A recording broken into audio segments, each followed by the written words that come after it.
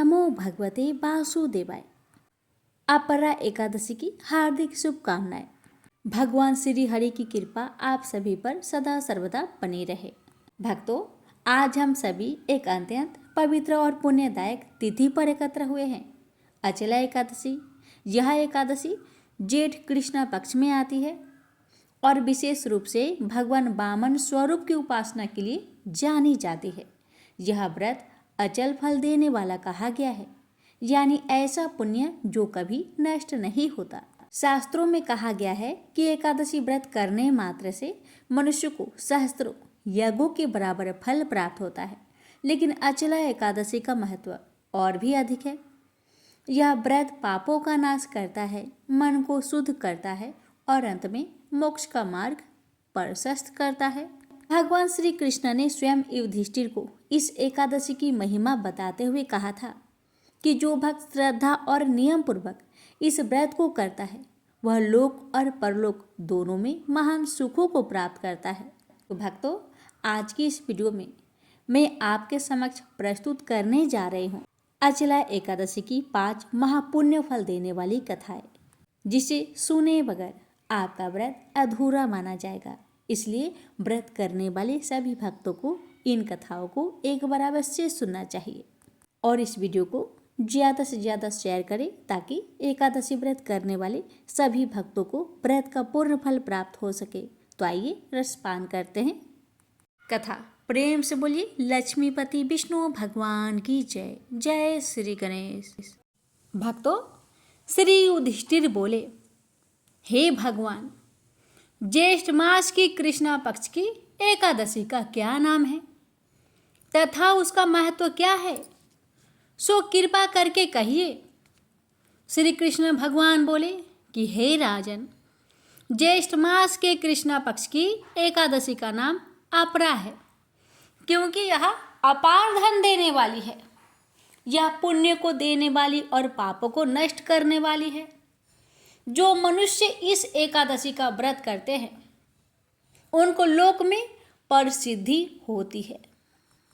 अपरा एकादशी के व्रत के प्रभाव से ब्रह्म हत्या, भूत योनि, दूसरे की निंदा आदि के पाप नष्ट हो जाते हैं। इसके व्रत से पर स्त्री के साथ भोग करने वाले के पाप नष्ट हो जाते हैं। झूठी गवाही, असत्य भाषण, झूठा वेद पढ़ना, झूठा शास्त्र बनाना, ज्योतिषी, झूठा वैद आदि सब के पाप अपरा एकादशी के व्रत से नष्ट हो जाते हैं। जो क्षत्रिय युद्ध क्षेत्र से भाग जाए वे तो नरक को जाते हैं, परंतु अपरा एकादशी को व्रत करने से उन्हें स्वर्ग की प्राप्ति होती है। जो शिष्य गुरु से विद्या ग्रहण करते हैं परंतु बाद में उनकी निंदा करते हैं तो वह अवश्य ही नरक में जाते हैं। वह भी अपरा का व्रत करने से स्वर्ग को चले जाते हैं। भक्तों, जो फल तीनों पुष्करों में स्नान करने से या कार्तिक मास में स्नान करने से अथवा गंगा जी के तट पर पितरों को पिंडदान करने से मिलती है, वह फल अपरा एकादशी का व्रत करने से मिलता है। सिंह राशि वालों को बृहस्पति के दिन गोमती में स्नान करने से, कुंभ में श्री केदारनाथ जी के दर्शन करने से तथा बद्रिकाश्रम में रहने तथा सूर्य चंद्र ग्रहण में कुरुक्षेत्र में स्नान करने से जो फल मिलता है वही फल अपरा एकादशी की व्रत के बराबर है। हाथी घोड़े के दान से तथा यज्ञ में स्वर्ण दान से जो फल मिलता है वह फल अपरा के व्रत के फल के बराबर है। हालांकि ब्याही हुई गौ व भूमि या स्वर्ण के दान का फल भी इसके फल के बराबर होता है। यह व्रत पाप रूपी अंधकार के लिए सूर्य के समान है, अतः मनुष्य को एकादशी का व्रत अवश्य करना चाहिए। यह व्रत सब व्रतों में श्रेष्ठ है। अपरा एकादशी के दिन भक्ति पूर्वक भगवान श्री हरि का पूजन करना चाहिए, जिससे अंत में विष्णु पद की प्राप्ति होती है। हे राजन, मैंने यह अपरा एकादशी की कथा लोक हित के लिए कही है। इसके पढ़ने व सुनने से समस्त पाप नष्ट हो जाते हैं। प्रेम से बोलिए हरे कृष्ण। ओम नमो भगवते वासुदेवाय। वामन भगवान की कथा। पौराणिक कथाओं के अनुसार एक बार जब देवताओं व दैत्यों के बीच युद्ध हुआ तो सभी दैत्य हार गए। इंद्रदेव के प्रहार से दैत्यराज बाली भी घायल हो गया। उस समय दैत्यों के गुरु कहे जाने वाले शुक्राचार्य ने संजीवनी विद्या के बल से बाली व अन्य मृत दैत्यों को जीवित कर दिया। यही नहीं, दैत्यों को और बलशाली बनाने के लिए शुक्राचार्य ने एक विशाल यज्ञ कर अग्निदेव को प्रसन्न किया और वरदान में रथ, बाण व अभेद कवच हासिल कर लिया। बल मिलने के बाद दैत्यों ने अपनी विशाल सेना को युद्ध के मैदान में उतारकर अमरावती पर आक्रमण कर दिया। वहीं दैत्यों को बढ़ते बल को देख देवराज इंद्र भयभीत हो उठे। वह यह जानते थे कि अगर दैत्यराज बलि 100 यज्ञ कर लेगा तो वह स्वर्ग जीतने में सक्षम हो जाएगा। इंद्रदेव भगवान विष्णु की शरण में गए और मदद की गुहार लगाई। विष्णु जी ने इंद्रदेव से कहा कि वह स्वयं वामन रूप में माता अदिति के गर्भ से अवतार लेंगे और सभी समस्याओं का समाधान कर देंगे। महर्षि कश्यप के कहने पर माता अदिति पुत्र प्राप्ति की कामना करते हुए उपासना करती है, जिसके बाद भगवान विष्णु भाद्रपद मास की शुक्ला पक्ष की द्वादशी तिथि के दिन माता के गर्भ से वामन रूपी अवतार में जन्म लेते हैं। भगवान विष्णु अपने इसी अवतार में ब्रह्मचारी ब्राह्मण के रूप में भी धारण करते हैं। पुत्र प्राप्ति के बाद महर्षि कश्यप ऋषियों के साथ मिलकर वामन का उपनयन संस्कार करते हैं। उन्हें सभी ऋषियों से कुछ न कुछ भिक्षा भी मिलती है। भिक्षा लेने के बाद वामन बटुक पिता महर्षि कश्यप से आज्ञा लेकर दैत्यराज बाली के पास जाते हैं। जिस समय वामन बाली के पास पहुंचते हैं उस समय वह नर्मदा नदी के तट पर अपना अंतिम 100वां यज्ञ संपन्न करने जा रहे थे। वामन अवतार भगवान विष्णु जी बलि के पास जाकर उससे भिक्षा में 3 पग भूमि मांगते हैं। दैत्यों के राजा बलि गुरु शुक्राचार्य के मना करने के बावजूद वामन को 3 पग भूमि दान देने का वचन दे देते हैं, जिसके बाद भगवान वामन त्रिविक्रम अवतार लेकर एक पग में स्वर्गलोक व दूसरे पग में संपूर्ण पृथ्वी नाप लेते हैं। भक्तों, अब उनके लिए तीसरे पग रखने के लिए कोई खाली स्थान बचा ही न था। यह देखकर राजा बलि बड़ा चिंतित हो उठे और उन्होंने अपना दिमाग लगाकर तीसरे पग के लिए अपना सिर को ही आगे कर दिया और कहते हैं कि हे प्रभु, आप तीसरा पग मेरे सिर पर रख दीजिए। वामन बलि के कहे अनुसार उसके सिर पर तीसरा पग रख देते हैं। इसी के साथ दैत्यराज बलि को पाताल लोक में रहने का आदेश देते हैं। वही बाली की वचन बढ़ता को देख भगवान विष्णु के अवतार वामन प्रसन्न हो जाते हैं और बलि से उसकी इच्छा पूछते हैं। इस पर बलि भगवान से रात दिन अपने सामने रहने का वरदान मांगते हैं, जिसको स्वीकार करते हुए विष्णु जी पाताल लोक में दैत्यों के राजा बाली का द्वारपाल बनकर हमेशा उनके सामने रहते हैं। प्रेम से बोलिए ओम नमो भगवते वासुदेवाय। वामन भगवान की जय। तुलसी माता की कहानी। एक बुढ़िया माई तुलसी जी को सींचती और कहती कि हे तुलसी माता, सत की दाता, मैं तेरा बिरला सींचती हूँ।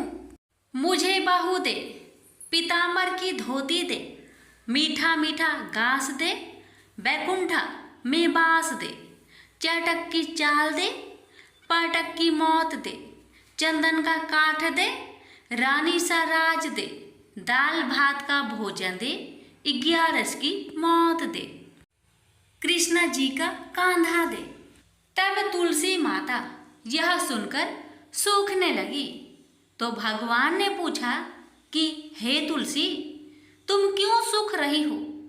तुलसी माता ने कहा कि एक बुढ़िया रोज आती है और यही बात कह जाती है, मैं सब बात तो पूरा कर दूंगी, लेकिन कृष्ण का कंधा कहाँ से लाऊंगी? तो भगवान बोले, जब वो मरेगी तो मैं अपने आप ही कंधा देने आऊंगा। तू बुढ़िया माई से कह देना। जब बुढ़िया माई मर गई, सब लोग आ गए। जब माई को ले जाने लगे तो वह किसी से न उठी। तब भगवान एक 12 बरस के बालक का रूप धारण करके आए।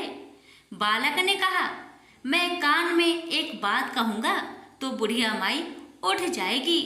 बालक ने कान में कहा, बुढ़िया माई मन की निकाल ले, पीताम्बर की धोती ले, मीठा मीठा ग्रास ले, बैकुंठा में बास ले, चटक की चाल ले, पाठक की मौत ले, कृष्ण जी का कांधा ले। यह सुनकर बुढ़िया माई हल्की हो गई। भगवान ने कंधा दिया और बुढ़िया माई को मुक्ति मिल गई। हे तुलसी माता, जैसे बुढ़िया माई को मुक्ति दी वैसे सबको देना। प्रेम से बोलिए तुलसी महारानी की जय। लक्ष्मी जी की महिमा की कथा। एक दिन लक्ष्मी जी की बड़ी बहन ज्येष्ठा ने उनसे कहा, बहुत दिनों से एक बात मेरे मस्तिष्क में कौंध रही है, सोचती हूँ कि आज तुमसे पूछूं या नहीं। लक्ष्मी जी बोली, ऐसी क्या बात है बहन, मन में जो कुछ भी है निसंकोच पूछो। वैसे भी कोई बात मन में न रखकर उसका समाधान कर लेना ही बुद्धिमानी है। लक्ष्मी जी ने मुस्कुराकर कहा, मैं अक्सर यही सोचती रहती हूँ कि सुंदरता में हम दोनों बराबर हैं, फिर भी लोग तुम्हारा आदर करते हैं और मैं जहां भी जाती हूँ वहां उदासी छा जाती है। मुझे लोगों की घृणा और क्रोध का शिकार होना पड़ता है, जबकि हम दोनों सगी बहनें हैं। ऐसा क्यों? लक्ष्मी जी ने हंसकर कहा, सगी बहन या समान सुंदरता होने से ही आदर नहीं मिलता, उसके लिए अपने को भी कुछ करना चाहिए। लोग मेरा आदर इसलिए करते हैं क्योंकि मैं उनके घर पहुंचते ही सुख के साधन जुटा देती हूँ। संपत्ति और वैभव से आनंदित होकर लोग मेरा उपकार मानते हैं, तभी मेरी पूजा करते हैं। उधर तुम्हारा यह हाल है कि जिसके यहाँ भी तुम जाती हो उसको गरीबी, रोग और आपदा सहनी पड़ती है। इसी वजह से लोग तुमसे घृणा करते हैं। कोई आदर नहीं करता। आदर पाना है तो दूसरों को सुख पहुंचाओ। ज्येष्ठा को लक्ष्मी जी की बात चुभ गई। उन्हें लगा कि लक्ष्मी को अपनी महिमा का अभिमान हो गया है। उन्होंने तड़प कर कहा, लक्ष्मी, तुम मुझसे हर बात में छोटी हो, अवस्था में भी और प्रभाव में भी। मुझे उपदेश देने का भी विचार ना करो। अगर तुम्हें अपने वैभव का अहंकार है तो मेरे पास भी अपना एक प्रभाव है। मैं जब अपनी पर आ जाऊं तो तुम्हारे करोड़पति भक्त को भी पल भर में भिखारी बना दो। लक्ष्मी जी को हंसी आ गई और कहने लगी, बहन, तुम बड़ी हो इसलिए कुछ भी कह लो, लेकिन जहां तक प्रभाव की बात है मैं तुमसे कम नहीं हूँ। जिसको तुम भिखारी बनाओगी उसे मैं दूसरे दिन रंक से फिर राजा बना दूंगी। मेरी महिमा का भी अभी तुम्हें पता ही कहाँ है और तुम्हें भी मेरी महिमा का पता ही नहीं है। जिसकी तुम सहायता करोगी उसे मैं दाने दाने के लिए भी मोहताज कर दूंगी। देखो बहन, दाने दाने के लिए तो तुम उसे मोहताज कर सकती हो जिससे मैं रूठ जाऊं। जिसके सिर पर मेरा वरद हस्त ना हो उसका तुम कुछ भी बिगाड़ सकती हो, परंतु जिस पर मेरी कृपा दृष्टि है उसका कोई भी बाल तक वाका नहीं कर सकता। अगर तुम अपना प्रभाव दिखाने को इतनी ही उतावली हो रही हो तो कल अपना प्रभाव दिखाकर देख लेना। ठीक है, बोलो कहाँ चले? दूर क्यों जाए, पास ही अनुराधापुर है। उसमें एक ब्राह्मण रहता है, दीनानाथ। वह रोज मंदिर में पूजा करने जाता है और मेरा पक्का भक्त है। उसी पर हमें अपनी अपनी महिमा दिखानी है। ज्येष्ठा को ताव आ गया।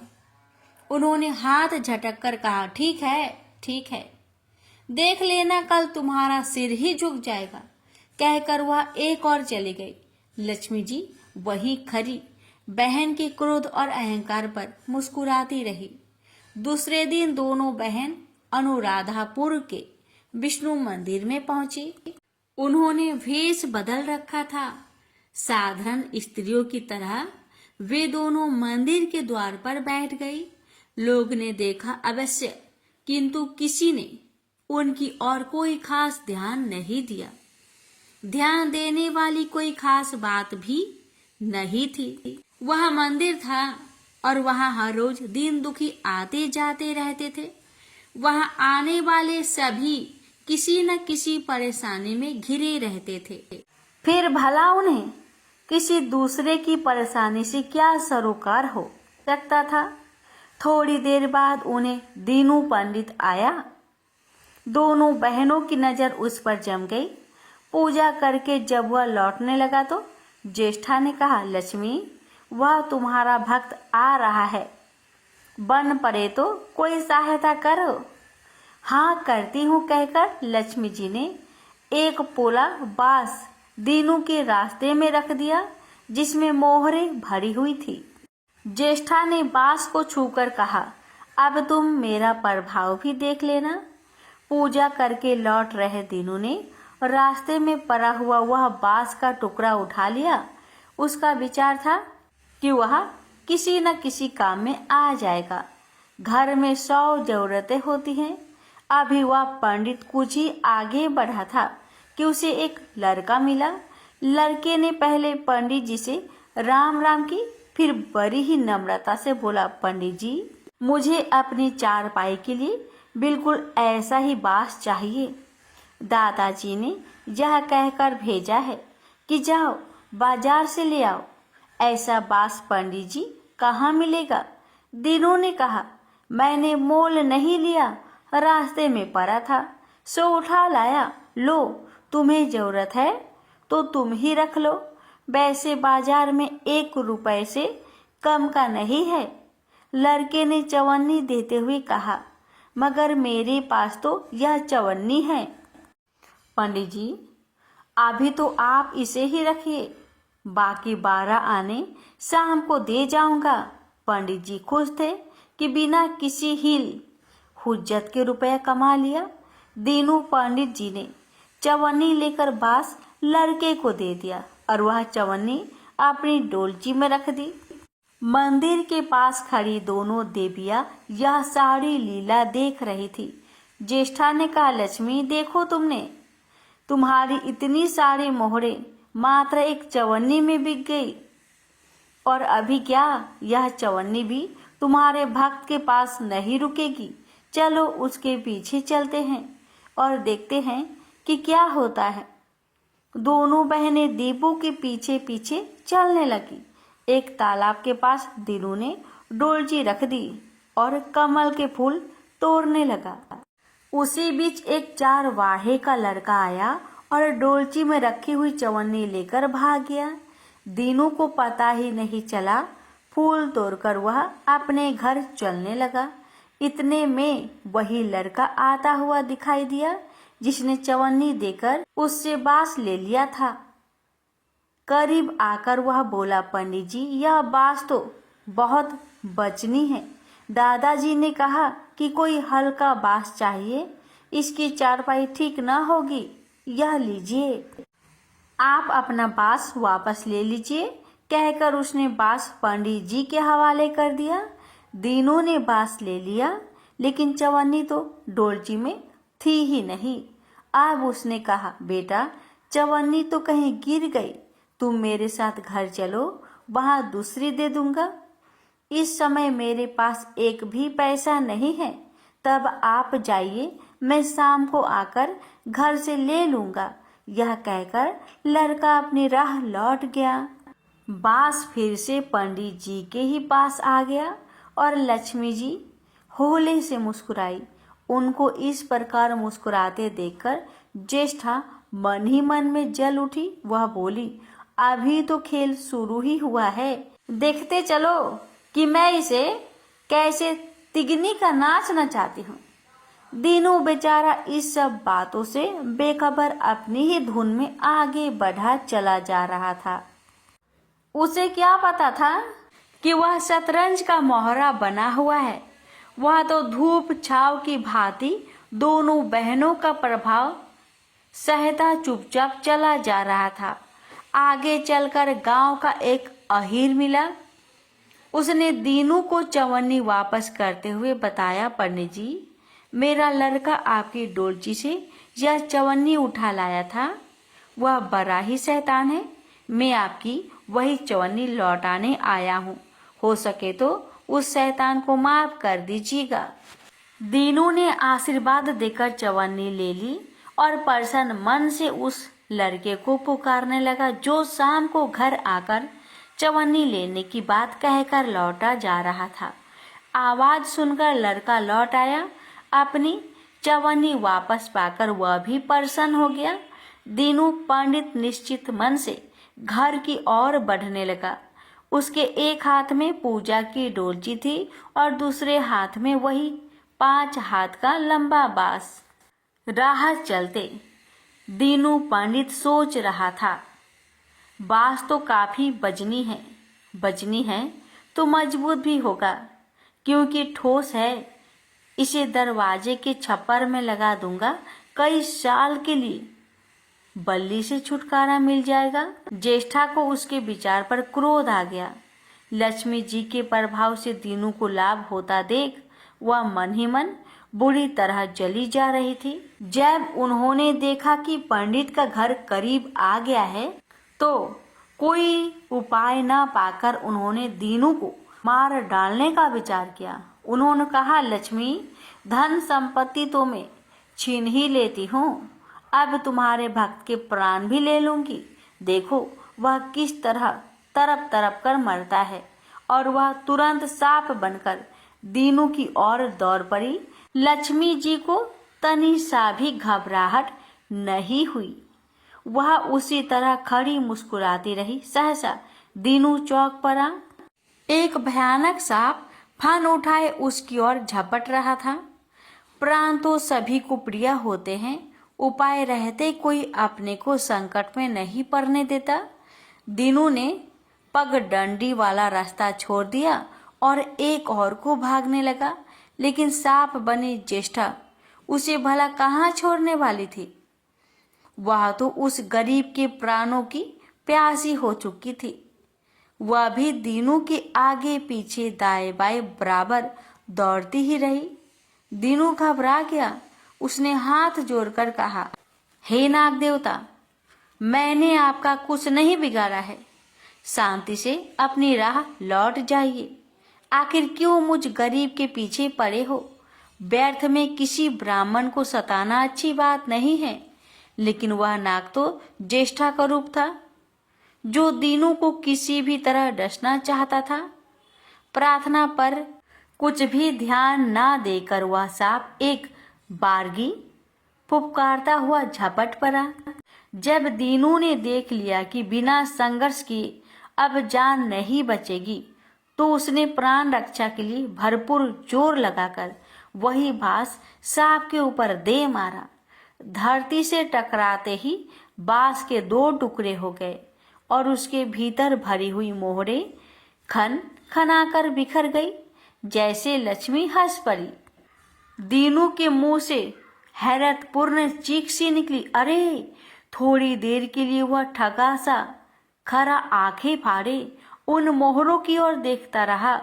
एक पल के लिए तो वह सांप को भूल ही गया, परंतु फिर जैसे उसे झटका सा लगा। सांप का ध्यान आते ही उसने उसकी ओर गर्दन घुमाई तो देखा कि बांस की चोट से सांप की कमर टूट गई है और वह लहूलुहान अवस्था में झाड़ी की ओर भागा जा रहा था। दूसरे क्षण वह मोहरों पर लौट गया और कहने लगा, तेरी जय हो लक्ष्मी माता। जीवन भर का दरिद्र आज दूर हो गया। तेरी महिमा कौन जान सकता है। चलो अब घर में बैठकर तुम्हारी पूजा आरती करूँगा। और फिर जल्दी जल्दी उसने सारी मोहरे अंगोछे में बांध दी और लंबे लंबे कदमों से घर की ओर चल दिया। पीछे एक पेड़ की छाया में खड़ी लक्ष्मी अपनी बहन ज्येष्ठा से मुस्कुराकर पूछ रही थी, कहो बहन, सच बताना, बड़प्पन की था मिली की अभी नहीं? बड़प्पन किसी को कुछ देने में ही है, उसे छीनने में नहीं। ज्येष्ठा ने कोई उत्तर नहीं दिया। वह चुपचाप उदास खड़ी रही।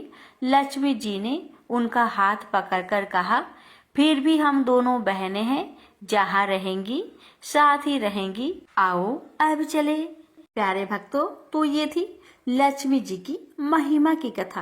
प्रेम से बोलिए महालक्ष्मी माता की जय। एकादशी माता की कथा। एक बार एक राज्य में एक राजा रहा करता था। राजा बहुत ही बुद्धिमान और बलशाली था। राजा सदैव अपनी प्रजा का बहुत अच्छे से ध्यान रखता था। प्रजा भी अपने राजा को बहुत पसंद करते थे। राजा की 2 बेटियां थी। राजा अपनी दोनों बेटियों से बहुत प्रेम करता था। राजा की छोटी बेटी देखने में बहुत सुंदर और आकर्षण थी और राजा की बड़ी छोटी बेटी के मुकाबले थोड़ा कम सुंदर थी। राजा की छोटी बेटी 11 माता की पूजा किया करती थी और सभी लोग राजा की छोटी बेटी से बहुत प्रेम करते थे और बहुत प्रशंसा किया करते थे। राजा भी अपनी छोटी बेटी को बड़ी बेटी से अधिक प्रेम करता था, जिस कारण राजा की बड़ी बेटी को अपनी छोटी बहन से बहुत नफरत होने लगी थी। राजा की दोनों बेटियां जब बड़ी हो गई, तब एक पड़ोस राज्य में रहने वाला राजकुमार राजा की बड़ी बेटी के लिए रिश्ता लेकर आया। लेकिन जैसे ही उस राजकुमार की नज़र राजा की छोटी बेटी पर पड़ी, तो वह राजकुमार राजा की छोटी बेटी पर आकर्षक हो गया और उससे पहली नज़र में ही प्रेम कर बैठा। उस राजकुमार ने राजा की बड़ी बेटी के साथ विवाह करने से मना कर दिया और उसने राजा से कहा कि मैं आपकी छोटी बेटी से विवाह करना चाहता हूँ। जिसके बाद राजा की बड़ी बेटी यह देखकर अपनी छोटी बहन से बहुत क्रोधित हो गई और राजा की बड़ी बेटी ने अपनी छोटी बहन को अपना सबसे बड़ा दुश्मन मान लिया।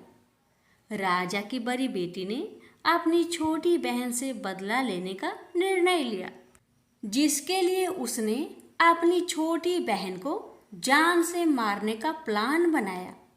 राजा की बड़ी बेटी ने अपनी छोटी बहन को मारने के लिए सबसे पहले एक लड्डू में जहर मिलाकर अपनी छोटी बहन को दे दिया और उसको लड्डू खाने के लिए कहा। लेकिन लड्डू खाने के बाद भी छोटी बहन को कुछ नहीं हुआ। बड़ी बहन यह देखकर बहुत आश्चर्यचकित हो गई। लेकिन बड़ी बहन ने हार नहीं मानी और उसने जब रात में छोटी बहन अपने कमरे में सो रही थी, तब एक मटके में सांप रखकर उस कमरे में छोड़ दिया। लेकिन सांप भी छोटी बहन का कुछ नहीं कर पाया, जिसके बाद बड़ी बहन ने अपनी छोटी बहन से कहा कि चलो हम लोग कुएं में से पानी भरकर लाते हैं। जिसके लिए वह अपनी छोटी बहन को पानी भरने के बहाने कुएं के पास ले गई और उसने अपनी छोटी बहन को कुएं में धक्का दे दिया। लेकिन छोटी बहन को तब भी कुछ नहीं हुआ, क्योंकि हर बार 11 माता उसकी रक्षा कर रही थी और उधर बड़ी बहन अपने सारे प्रयासों के बाद असफल हो रही थी, जिससे वह बहुत क्रोधित होती जा रही थी। फिर उसने अपनी छोटी बहन के पास जाकर उससे खुद ही पूछा कि मेरी छोटी बहन, तुमको पता है भगवान ने सबकी मृत्यु एक निश्चित समय पर लिखी हुई है, और कैसे तुम्हारी मृत्यु होगी क्या यह तुम जानती हो? तब छोटी बहन ने अपनी बड़ी बहन को बताया कि हाँ, मैं तो जानती हूँ मेरी मृत्यु कैसे होगी। छोटी बहन से यह सुनकर बड़ी बहन मन ही मन बहुत प्रसन्न होने लगी और उसने अपनी छोटी बहन से कहा कि तो मुझे अपनी मृत्यु का राज बताओ। छोटी बहन ने अपनी बड़ी बहन से कहा कि मेरी मृत्यु तो एक तोते में है, जो तोते के गले में एक हार है, उससे मेरी मृत्यु होगी। जब कोई भी व्यक्ति तोते को मारकर वह हार अपने गले में पहनेगा तो मैं मूर्छित हो जाऊंगी, और जैसे ही उस हार को अपने गले से उतारेगा तो मैं वापस से जीवित हो जाऊंगी।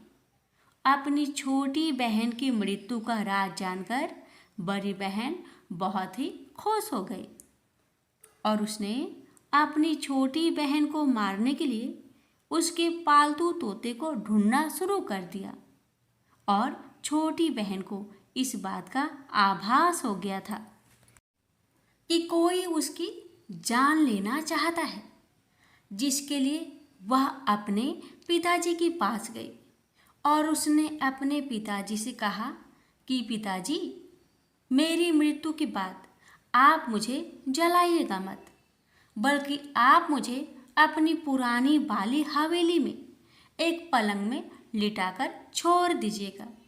अपनी छोटी लड़की की यह बात सुनकर राजा बहुत आश्चर्यचकित हो गए। राजा ने अपनी छोटी बेटी से पूछा, बेटी, तुम ये क्या कह रही हो?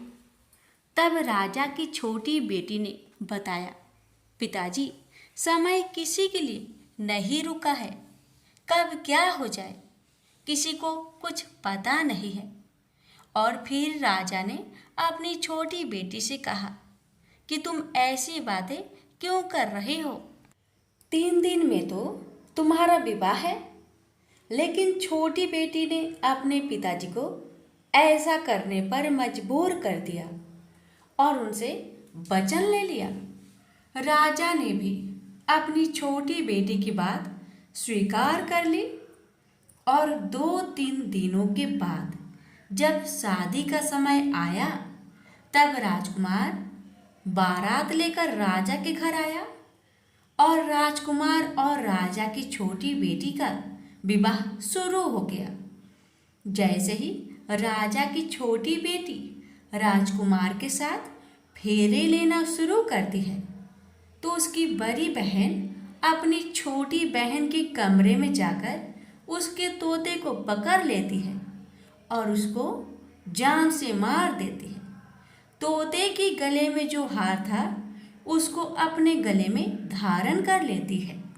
जैसे ही बड़ी बहन उस हार को अपने गले में धारण करती है तो उधर छोटी बहन 3.5 फेरे ही ले पाती है और वहीं पर बेहोश होकर गिर जाती है।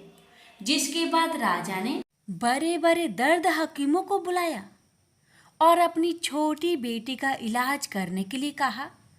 राजा की बात सुनकर वैद्य ने छोटी बेटी को जब चेक किया तो राजा को बताया कि आपकी छोटी बेटी ना तो जीवित है और ना ही मरी हुई है।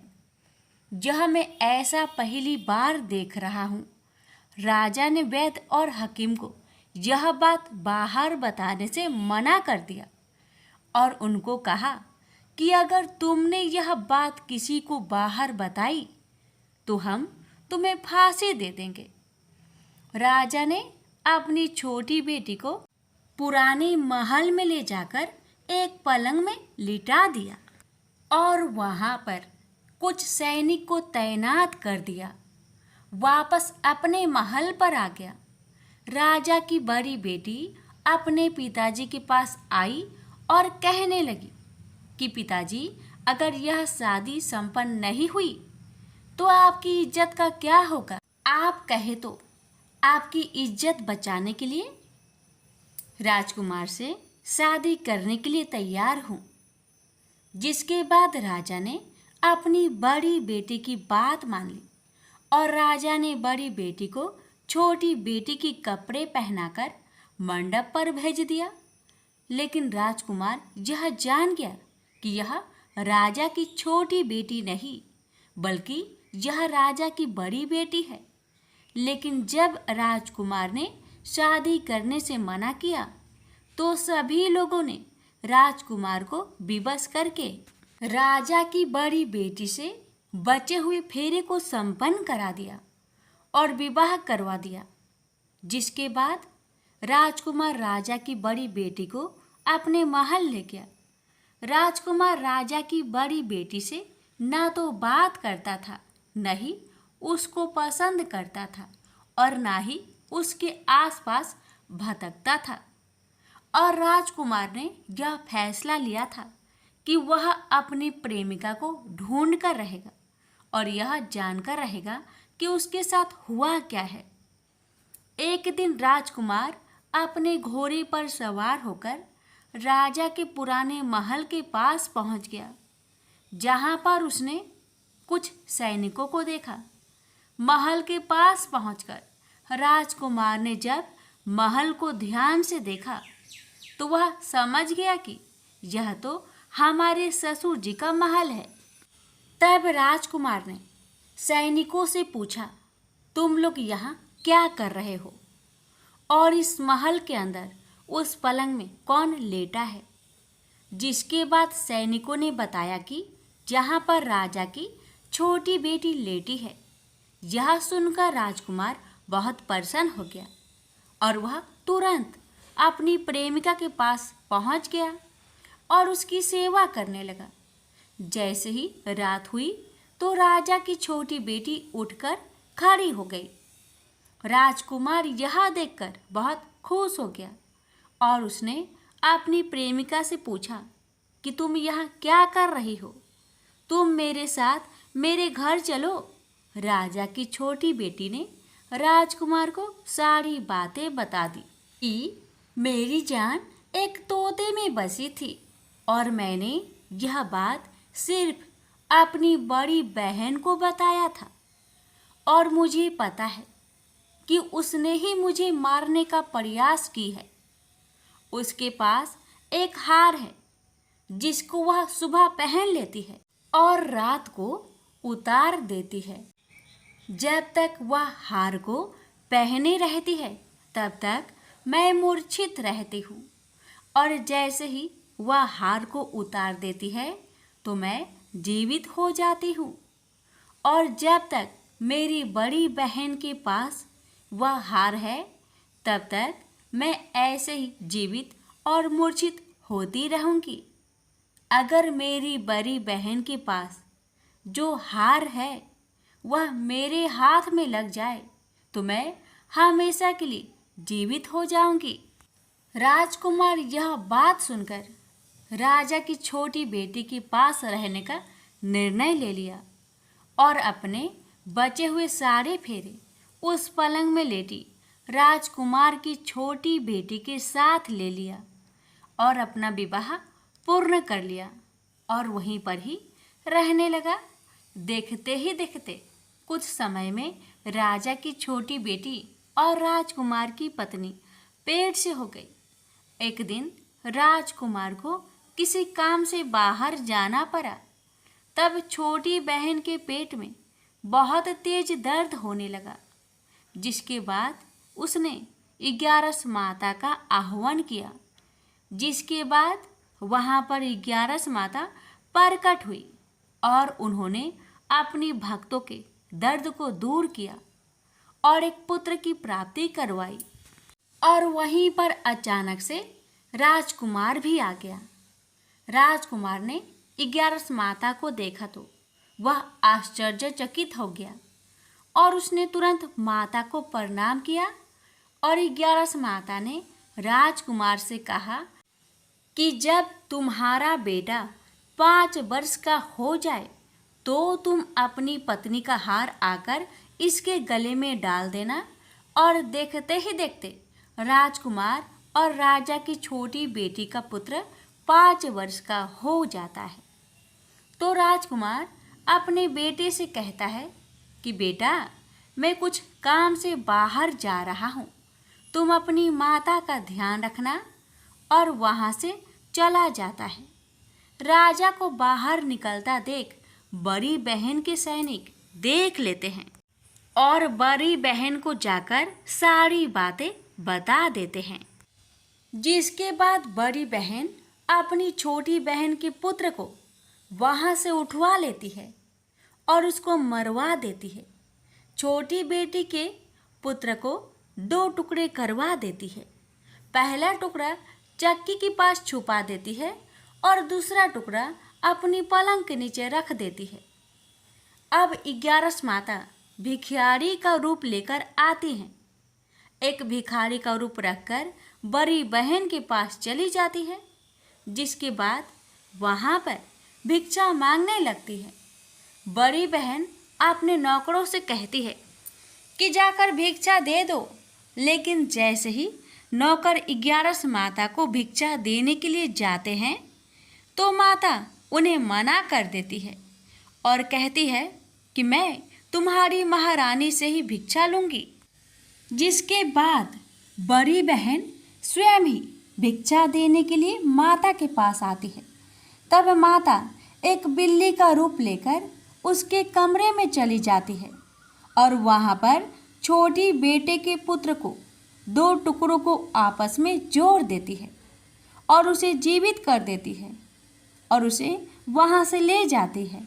राजकुमार अपने बेटे को लेकर अपनी पत्नी के पास जाता है और उससे कहता है कि तुम इसका ध्यान रखना।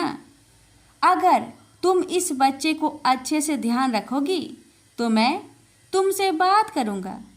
एक दिन राजकुमार अपने बच्चे से कहता है कि तुम मम्मी से उनके गले का हार मांग लो। जिसके बाद राजकुमार का लड़का अपनी मम्मी के पास जाता है और कहता है कि मम्मी, मुझे तुम्हारा हार चाहिए जो तुमने गले में पहन रखा है।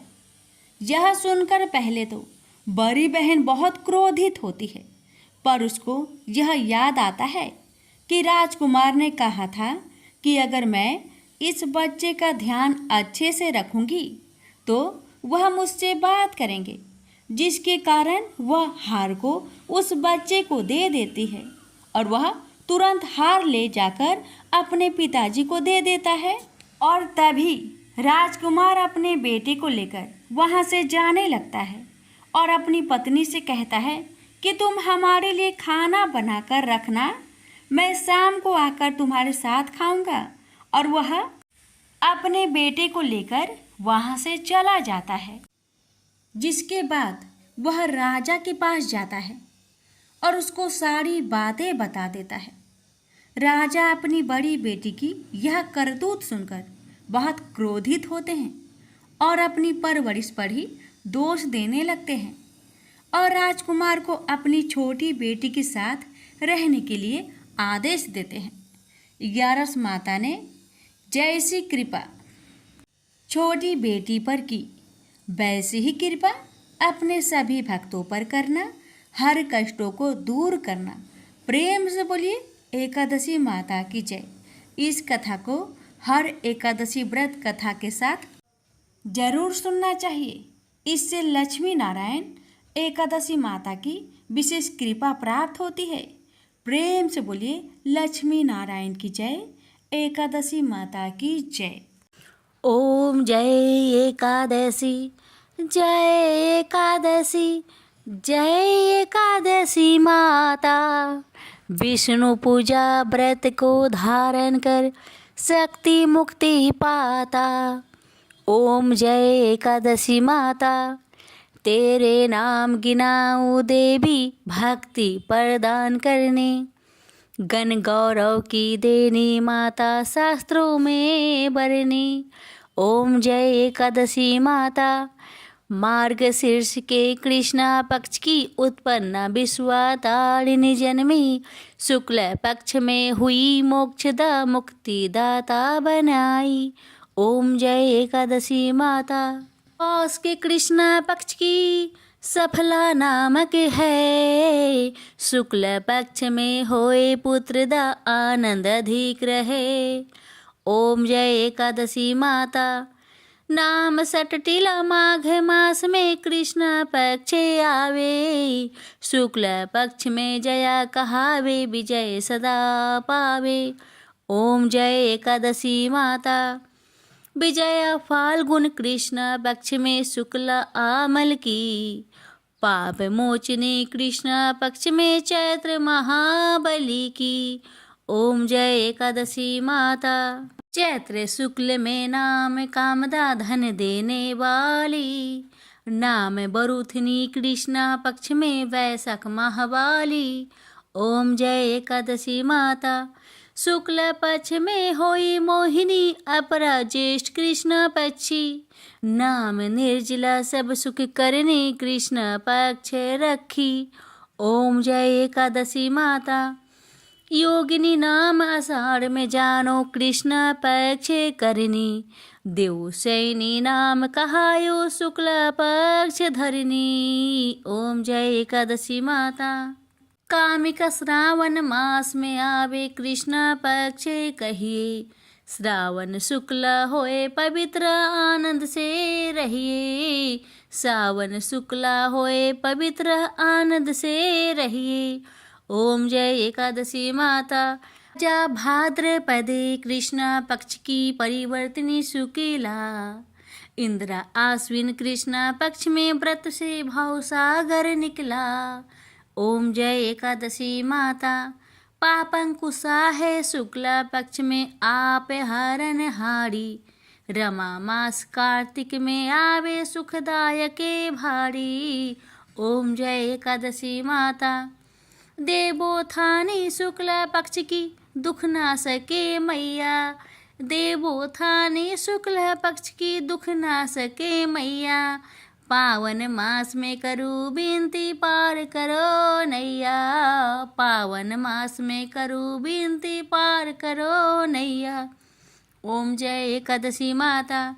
परमा कृष्ण पक्ष में होती जन मंगल करनी, परमा कृष्ण पक्ष में होती जन मंगल करनी। शुक्ल मास में होए पद्मिनी दुख दरिद्र हरनी, शुक्ल मास में होए पद्मिनी दुख दरिद्र हरनी। ओम जय एकादशी माता। जो कोई आरती एकादशी की भक्ति सहित गावे, जो कोई आरती एकादशी की भक्ति सहित गावे, जन गुरुदिता स्वर्ग कबासा निश्चय वह पावे, जन गुरुदिता स्वर्ग कबासा निश्चय वह पावे। ओम जय एकादशी माता। जय एकादशी माता। प्रेम से बोलिए एकादशी माता की जय।